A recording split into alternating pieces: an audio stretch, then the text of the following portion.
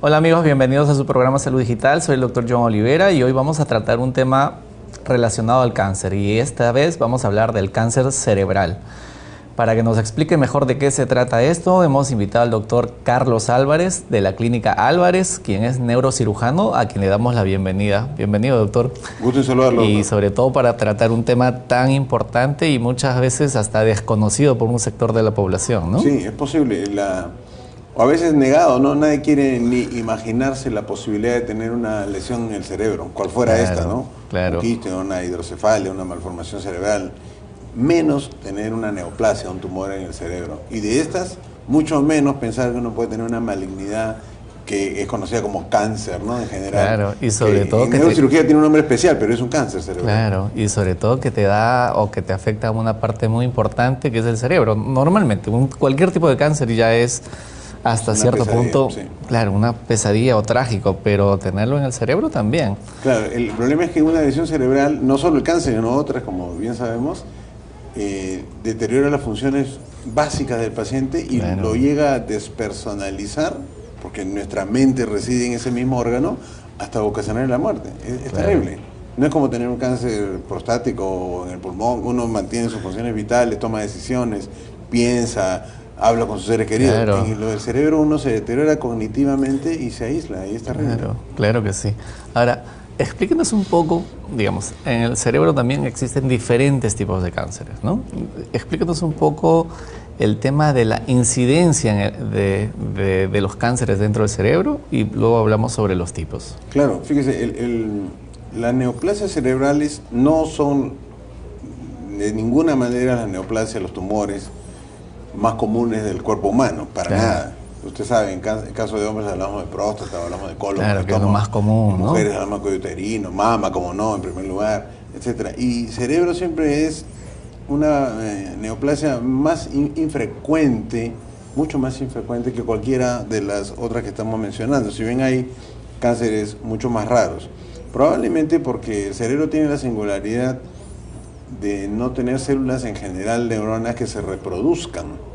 Y como sabemos, el cáncer, para que nuestros televidentes entiendan bien, implica la multiplicación indeterminada de células que forman una masa finalmente o que se van a otro lugar dando metástasis.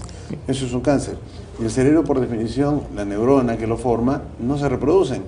De manera que, por definición, es muy improbable que suceda un cáncer cerebral. Sin embargo, cuando se altera este reloj biológico que tiene todas las células y las neuronas, estas comienzan un proceso de reproducción que cuando es autolimitada es una neoplasia benigna en el cerebro, que también las hay, y cuando este límite y la forma de célula y las características de la célula no se controlan, ya tenemos un cáncer, ¿no? Claro, y además a nivel cerebral, dependiendo en qué zona se ubica, te puede afectar desde la visión, el habla, la audición, la función motora, sensitiva, y como decía hace un momento, te va deteriorando cognitivamente y físicamente, ¿no? Que es terrible, porque efectivamente el cerebro pues es un órgano que está funcionalmente, algunas funciones en todo caso están compartimentalizadas, es decir, esta zona sirve para esta cosa, esta sirve para la otra, pero otras funciones dependen del funcionamiento global. Pensar, por ejemplo.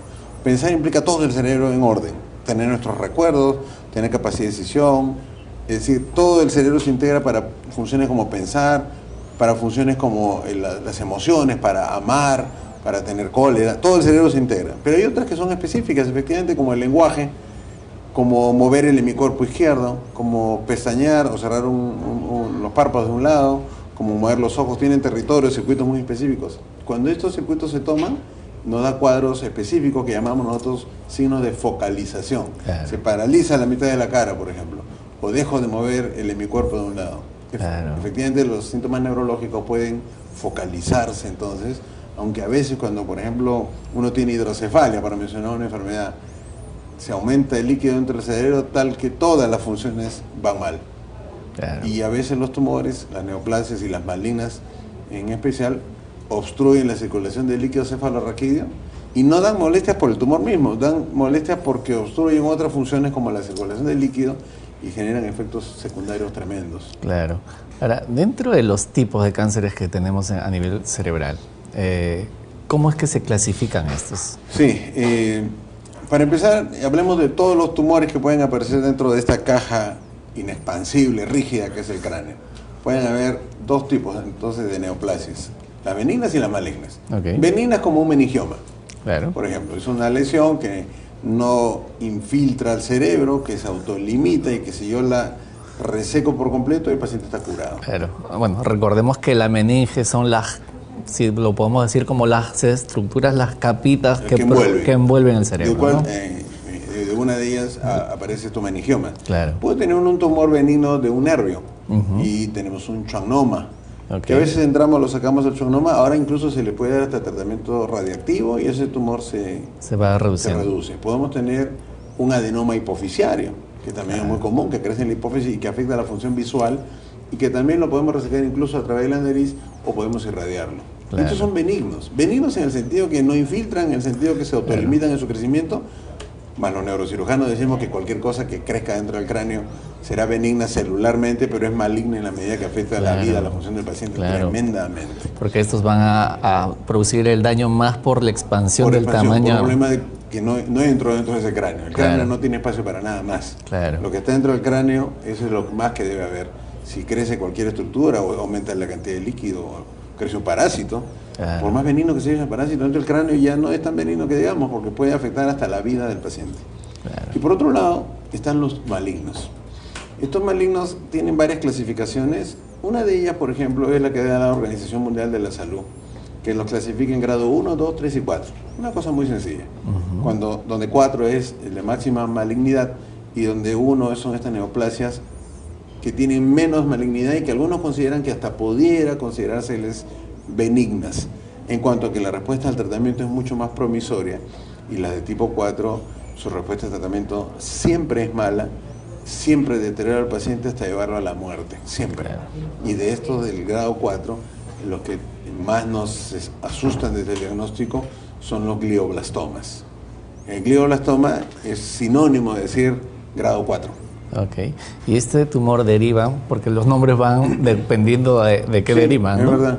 Exacto. Por ejemplo, cuando hablamos de astrocitoma, hablamos del astrocito. Claro. El oligodendroglioma, de otra célula del cerebro, que es la oligodendroglia. Disculpen los nombres raros para los televidentes, pero así se les llama. Claro. Y los glioblastomas se derivan de la glía, que es una neurona muy chiquita que interconecta a las otras. Ese es su trabajo, relacionar las neuronas entre sí.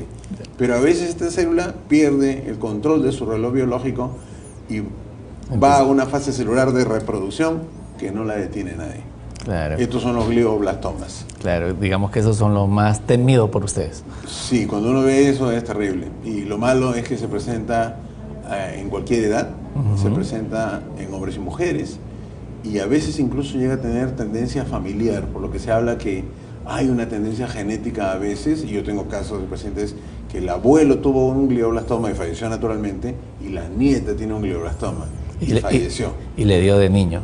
Y le dio de niñita a ella y a la persona naturalmente le dio de mayor, al abuelo. Claro.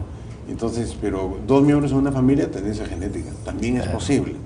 No quiere decir que si mi familiar tuvo, yo voy a tener, pero mis riesgos ya aumentan. Claro, tienes un riesgo adicional a todo lo que pueda a los demás. Claro. Así es. Claro. Ahora, cuando hablamos de presentación, digamos, ¿hay alguno de estos tumores o estos cánceres malignos que se presenten netamente en niños? Más en niños que en adultos, claro que sí. Por ejemplo, los meduloblastomas. Okay. Los meduloblastomas aparecen en el cerebelo, en la parte más posterior del cráneo. Claro. Debajo del cerebro, para los televidentes, debajo del cerebro hay una estructura chiquita que se llama cerebelo, chiquita en comparado al cerebro, de tremenda utilidad porque nos permite la coordinación de movimientos, por ejemplo, hacer esto, que el equilibrio. Un robot lo hace el ser humano sin mayor preocupación. Esa coordinación tan bonita, tan fina, la hace el cerebelo. El equilibrio, como bien dice usted, por eso el que bebe bebidas alcohólicas y se intoxica, como se impregna mucho en el cerebro, tiene dificultad para coordinar los movimientos del tronco, de las extremidades, y tiene una marcha de estado etílico. Claro. Que llamamos ataxia a los médicos, en términos muy de especialidad. Estos meduloblastomas también son muy malos, crecen en la parte posterior donde hay poco espacio, comprimen estructuras muy vitales para el paciente, y si alguna cosa buena tienen estos meduloblastomas es que son de algún grado radiosensibles. Es decir, que hay la posibilidad que irradiándolos disminuyan o vayan que se controle su crecimiento, que se prolongue la vida del paciente. Claro. Pero siempre estas son lesiones muy malas que los médicos realmente no queremos ver, y que tener un familiar con un medulloblastoma, para hablar de los niñitos, es esto muy malo, muy malo. Claro, Sí. claro. Ahora, si hablamos de la sintomatología, digamos, hay una sintomatología en común de todas ellas, que es los primeros síntomas que un paciente puede presentar y decir, uy, vamos a parar la antenita, vamos a visitar al doctor Álvarez. Es una pregunta muy pertinente, sobre todo para nuestros televidentes, Claro. ¿no? Efectivamente, ¿cuándo debo yo sospechar que algo pasa en mi cabeza y que puede ser una neoplasia y maligna, en este caso que estamos hablando? Cuando uno tiene un dolor abdominal, bueno, pues se lo examina el médico, palpa el abdomen, naturalmente, y le pedirá algunos exámenes auxiliares como una ecografía, qué sé yo. Igual pasa con varios órganos. El cerebro tiene la singularidad que, como tiene una caja craneal, abordarlo es difícil. No lo puedes tocar ni palpar, claro. Y no debería, además, porque es un órgano tan blandito, ¿no? Por eso viene en su cajita rígida. Pero el cuadro clínico, como usted bien dice, manda aquí. En abdomen el cuadro clínico es poco diferenciable entre páncreas y duodeno y estómago. Hay que hacer ahí una pesquisa, pero en cerebro, como está parcialmente compartimentalizada la función, uno puede ayudarse con el examen clínico. Claro. Pero, ¿qué siente el paciente? ¿Cuáles son los síntomas? Que es un poco la pregunta de un paciente con una neoplasia benigna o maligna. Uno de ellos es el dolor de cabeza. Okay. Claro, uno puede doler de cabeza por mil causas, pero este dolor de cabeza de una neoplasia implica que la presión dentro de la cabeza se ha incrementado por arriba de una medida determinada, y al aumentar esta presión, la envoltura de la cual usted hacía referencia, de las meninges, sobre todo la dura madre, es muy sensible a este aumento de la presión y da la sensación de dolor. Un dolor intenso, un dolor global que no suele calmar con medicación convencional. Y que si uno le deja progresar este intenso dolor de cabeza, viene luego vómitos, que característicamente, y como usted bien sabe, doctor, se define como vómitos explosivos. ¿Qué significa explosivo? Que no se precedió por náusea. Porque si uno come algo que esté en mal estado, le da náusea un buen rato y luego vomita. Ya, pues, perfecto. Pero el vómito explosivo es el que estamos conversando y vomita el paciente. Claro. Le vomita al médico, le vomita a sus seres queridos. No sintió náuseas, no tuvo tiempo de correr a un baño, nada.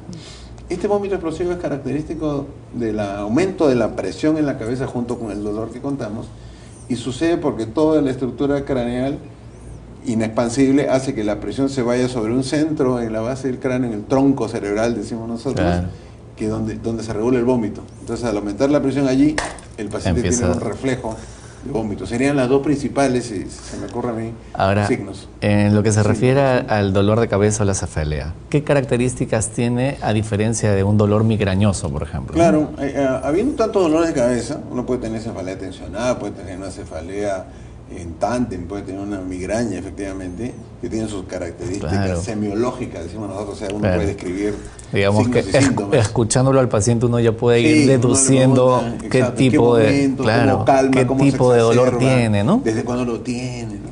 Estos dolores de hipertensión, o sea, de aumento de presión dentro de la cabeza por un tumor, como le explicaba anteriormente, uno, que son globales, toda la cabeza es como un casco. Muy incipientemente algunos pacientes dicen, doctor, en este lado me duele. Eso es lo menos común. Lo más común es que el paciente diga, tengo un dolor en toda la cabeza. Y cambia la actitud del paciente, emocionalmente se afecta, porque no le dice, sí, me duele dolor y está relajado. No, el paciente tiene un dolor y está contrito y habla poco, y hay un gran componente afectivo porque el dolor es de intensidad moderada a severa, no es leve este dolor. Claro. Es un dolor intenso que no suele entonces ser focalizado, que no calma con ninguna fármaco convencional y no tiene ondulaciones generalmente durante el día, duele en el día, duele en la noche. A veces cuando el gran componente del dolor es por acúmulo de agua, mejora cuando uno está en posición vertical porque drena más el cerebro, y empeora cuando uno está echado. Okay. Pero en general ese dolor lo acompaña el paciente mañana, tarde y noche y no tiene larga duración, son días que puede tener el dolor y más ya no puede, el paciente acude a ayuda y se hace el diagnóstico. Claro. Es como una migraña que aparece entre los 10 y 20 años de vida y uno la tiene hace 10 años el dolor de cabeza. Claro, y además tiene los picos, las fluctuaciones, las características del dolor. Se desencadena por tomar vino o por comer o por no dormir, claro, etc., ¿no? Esto no, esto es independiente de lo que uno haga, el dolor está allí. Claro. Ahora, si una persona, yéndonos a ya el diagnóstico, tiene estas sintomatologías, empieza con el dolor de cabeza, la cefalea, los vómitos explosivos, como se explicó, ya debería ir al médico y el médico lo evalúa sintomatológicamente, Sí, clínicamente. ¿Y qué exámenes, digamos, solicita como para decir y corroborar la sospecha clínica, no? Efectivamente, luego, como bien dice usted, doctor, muy metodológicamente, primero la historia, el examen clínico. ¿Qué exámenes pedimos? Uno puede pedir una tomografía cerebral con contraste.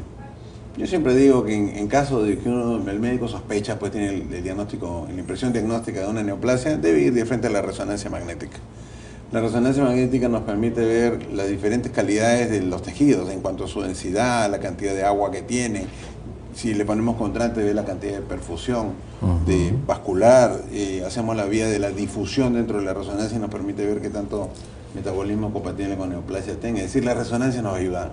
Ese es el Casi como diagnóstico. si es una ecografía abdominal, claro. es una resonancia. Ese es el examen que nos va a dar el diagnóstico definitivo. El gold además. estándar. Claro. El gold estándar. Actualmente la prueba, digamos, es la resonancia. Okay. Nadie entraría a operar un tumor cerebral, salvo que no hayan recursos, con una tomografía con contraste. Siempre una resonancia nos permite establecer en qué estamos. Claro. Y una vez hecho el diagnóstico, ¿qué tratamientos son? Ahí ¿Todos son quirúrgicos o es...? Es un tema, ¿no? Hay que ver primero qué otras cosas ocasionan. Ocasiona hidrocefalia, tratemos la hidrocefalia con una válvula para descomprimir y luego operar. Claro. Pero todo siempre va a la cirugía. No sé cuánto tiempo nos queda en la entrevista, pero yo quisiera hacer un hincapié atendiendo a su pregunta en cuanto al tratamiento. Hay tumores cerebrales, neoplasias, malignas, glioblastomas o atrocitomas de alto grado, como quiera llamarlos o no, que están localizados, como usted bien sabe, doctor, en zonas inabordables quirúrgicamente. Claro. Entonces, o que si yo opero, que siendo abordables, yo las opero, pero voy a dejar una secuela tremenda en el paciente. Que uno dice a veces, lo operé, costo-beneficio no. Cierto, no. El paciente entró con dolor de cabeza y sale hemipléjico y con un tubo y con pérdida de la saliva y con parálisis facial. Claro, le he sacado el tumor, probablemente no lo he logrado curar porque estas neoplasias son terribles y las secuelas son horrendas. Claro. Entonces hay un tratamiento nuevo que nosotros estamos aplicando acá y que de hecho no lo hemos inventado acá, pero que se está en pleno auge a nivel mundial, que es la braquiterapia tumoral en el cerebro. Y la braquiterapia implica introducir en el tumor semillas radiactivas, fuentes radiactivas, que son como arroces. Nosotros tenemos, para mencionar, los 6 primeros casos de braquiterapia intersticial es en el Perú. Los tenemos nosotros a mucha honra. Y lo que hacemos, por ejemplo, en un caso de una niñita de un tumor en el tálamo izquierdo, que es la zona más profunda del lado izquierdo. Si lo opero va a quedar hemipléjica, no va a poder moverse, es una cosa horrenda. ¿Y qué hacemos nosotros? Introducimos dentro de esa lesión con una aguja especial, a través de un huequito que no es más del diámetro del pulpejo del dedo meñique, introducimos una aguja y sembramos en la lesión, sin sacarla, semillas radiactivas, que generan una suerte de atmósfera radiactiva que no va más allá de 5 milímetros de la propia masa tumoral, y esto hace que la lesión implosione. Qué interesante. Es muy interesante. Claro.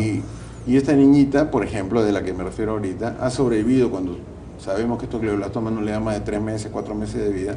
Esta niñita sobrevivió 4 años. Se murió por otras complicaciones no vinculadas al tumor cerebral, puesto que nunca más se vio tumor cerebral. Wow. Le hicimos PET scan, le hicimos las pruebas más sofisticadas para ver metabolismo canceroso, no hay. Y no hay. Y de igual manera hemos hecho otros 5 casos más de esta nueva tecnología que quisiera compartir. Claro. Realmente, claro que sí, es primera vez que lo comentamos fuera de nuestro grupo quirúrgico, en el sentido de que la braquiterapia cerebral es una alternativa que puede proveer al paciente de muy buena calidad de vida luego de la cirugía. Y sin secuelas, sobre todo, porque sin como ocasionarle mayor daño, porque claro. usted sabe, doctor, introducir una aguja roma en el cerebro por el corredor adecuado no le deja ningún daño al pacientito. Claro. Tenemos otros pacientes que hemos sacado el tumor porque está en una zona que había que retirarlo, sacamos la lesión y tapizamos la cavidad con estas fuentes radiactivas. Todo esto obedece a un cálculo en un software determinado, en Monte Carlo, y nosotros definimos bien qué cantidad de energía se le va a poner radiactiva, etcétera, y la evolución va es muy mucho buena. No sé si es antiguamente o recientemente lo del Gamma Knife, que eran digamos, los rayos que también se aplicaban. ¿Eso se sigue aplicando esto? Sí, fíjense, estamos usando entonces energía del átomo, ¿no es cierto? Claro. El núcleo del átomo nos ayuda ahora a los médicos desde hace un buen tiempo atrás, pero en especial ahora en el cerebro, a pelearnos con estas cosas. Una alternativa efectivamente es gamma knife. El gamma knife es usar un espectro de la radiación que son los rayos gamma.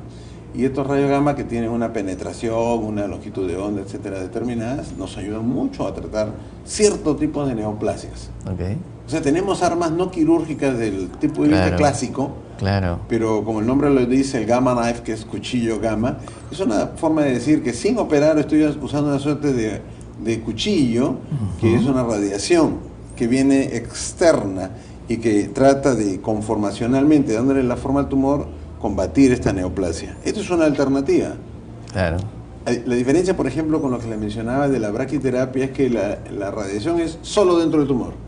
Cero radiación externa. No atraviesa otro tejido. Entonces, claro, no a todos se le pone braquiterapia, no a todos se le da gamma knife.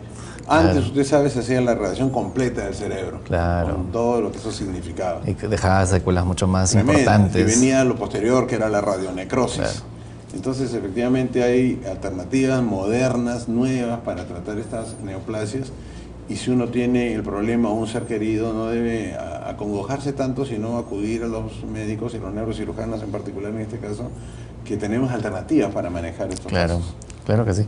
Bueno, doctor, el tiempo nos ha quedado demasiado corto. Espero tenerlo en una siguiente oportunidad para seguir tratando temas tan importantes relacionados a la masa encefálica que es el CPU de nosotros, ¿no? Así es. La esencia del ser humano.